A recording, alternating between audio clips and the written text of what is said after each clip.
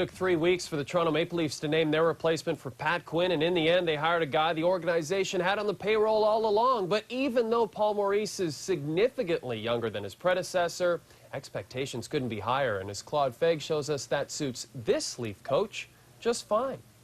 I wanted to be here and hoped to be here. The heir apparent no longer. 3 weeks after the dismissal of Pat Quinn, Paul Maurice is officially in place as the 26th head coach in Maple Leafs history, bringing with him enthusiasm and humor that will be severely tested under the media microscope in the Mecca of hockey. And at 39 years of age, perhaps a symbolic choice, as old as the Leafs' lengthy Stanley Cup drought. It is humbling in a lot of ways to be charged with the task of coaching this team.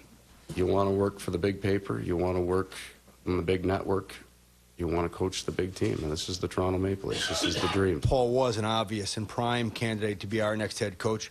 He is the ideal candidate for us, and obviously far and away the best fit for me and our organization going forward. A clear-cut choice for general manager John Ferguson. Maurice will be asked to continue a coaching trend he developed over his 9 seasons in the NHL. And last season with the Leafs AHL affiliate Marlies, developing and better communicating with his young talent to better position the Leafs in the new and faster NHL. At the American League level, within reason, we wanted to be fairly consistent with what the big club was doing in terms of our systems, but you could steal things and you could experiment a little bit at the American League level, and that was a great experience to be able to do that, to be able to watch the NHL, the way the game has changed so drastically in terms of style. From a distance, it was a good opportunity to actually sit back and watch. He demonstrated this past year an ability to get better at his craft, an ability and a willingness to go to a level that he had yet to experience.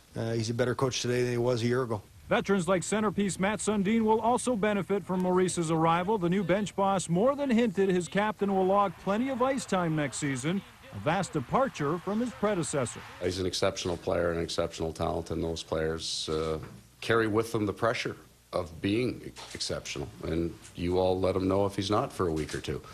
So those players also have the burden of performing and have to be given the opportunity to do that. The appointment of Maurice as Leafs head coach is just a start for John Ferguson, who must now deal with the likely buyout of his aging goalie Ed Belfour, as well as trying to decipher just how much more money he'll get to spend this summer with an expected NHL salary cap increase coming. 2 key issues that will certainly impact his direction in trying to mold a team for his new head coach, and 2 questions that Ferguson fully expects to be answered on or before June the 30th.